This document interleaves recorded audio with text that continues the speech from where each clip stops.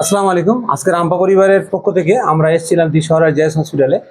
শামসুল কাকা ঠাকুরের চকে বাড়ি। ওনার কাকা কি সমস্যা হয়েছিল? পেটে যন্ত্রণা।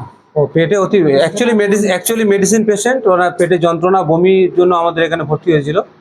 তো এখন কেমন আছে এবং আমাদের হসপিটালে পরিষেবা কেমন সেটা একটু যদি বলেন তো আমাদের আরো মানুষগুলো যারা আছে তারা আমাদের এদিকে আসে। আর ভাইয়ের একটা পেশেন্ট ছিল, কি নাম আছে? সাবেরা। সাবেরা ঘরামি। তো আপনারা জানেন যে দিশহরের জেএস হসপিটালে পরিষেবা কেমন হয়। তো এই মুহূর্তে আমরা কাকার একটু জিজ্ঞাসা করবো কেমন আছেন বা ওনার পরিষেবা কেমন দেওয়া হচ্ছে এখানে। ভালো আছে। আলহামদুলিল্লাহ, তাই তো? আচ্ছা, আগের তুলনায় এখন আপনি সুস্থ? আগের থেকে ঠিক আছে। আর ট্রিটমেন্ট যা কিছু হচ্ছে তোমাদের মোটামুটি এটুকু বলছি আমরা যথেষ্টভাবে সাপোর্ট দেবো। আর কাকিমা, তাহলে আপনি খুশি তো? ঠিক আছে হ্যাঁ তো? বাবা। তাহলে সবাইকে বলে দেবেন যা বিপদ সমস্যা হবে দিশহর জেএস হসপিটালে চলে আসতে। আপনাদের জানিয়ে রাখি, আম্বা পরিবারের এমার্জেন্সি চিকিৎসা সহায়তা কেন্দ্র দিশহর জেএস হসপিটাল। এখানে যার যা প্রবলেম হবে চলে আসবেন, আম্বা পরিবার হেল্পলাইন নাম্বারে কন্ট্যাক্ট করবেন। যদি কারো সমস্যা হয় আমরা সেটা দেখব।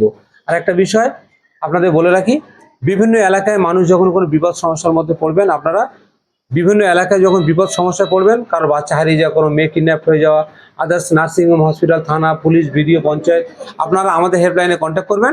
আমরা যথেষ্টভাবে সাপোর্ট দেওয়ার চেষ্টা করবো। তাহলে কাকা, আপনার সুস্থ হয়ে যান। আর আমরা আশা করব কাকা সুস্থ হয়ে বাড়ি ফিরবে, এইটুকু আমরা দোয়া রাখছি। আর আমার সঙ্গে কন্ট্যাক্ট রাখবেন, যখন যা সমস্যা হবে আমার ফোন করবেন। ঠিক আছে? তাহলে আজকের মতো প্রোগ্রাম শেষ করছি। আসসালামু আলাইকুম, খোদা হাফেজ।